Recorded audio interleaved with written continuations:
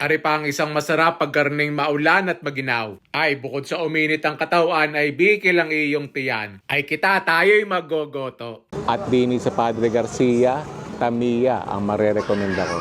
Ari ang sabaw. Kita niyo naman ang kulay ng sabaw na iyan. Oh, sarap niyan. Tapos ari yung kanilang mga lamang loob. Malambot na yan, chachap-chapin na yan. Ito po yung taba. Tubalya. Tuka. Balat. Full kong kain din kasama ko si The Chewy Show. At yon, nagustuhan niya talaga to. Gayon na gayon pa rin. Quality quality. First bite.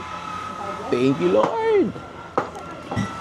Quality. Iba talaga pag fresh ang baka. Nalalasahan mo eh. Lagyan natin ng hang ng patismansi. Quality quality. Tapos, isa sila sa few na gotohan na merong chili oil. At isa rin sila sa few gotohan na merong dugo. Para may laman. Ito isang rason kung bakit kailangan mag-special na overload para may laman. Malambot, pero hindi sagad ang lambot. Pero ito talaga, yung quality ng lasa, ng sabaw, tapos yung iba't ibang pyesa, tapos yung freshness ng baka, yun ang dahilan kung bakit mo dadayuhin at babalik-balikan ang Tamiya Goto. Ay siya, tikme kung napapaibig!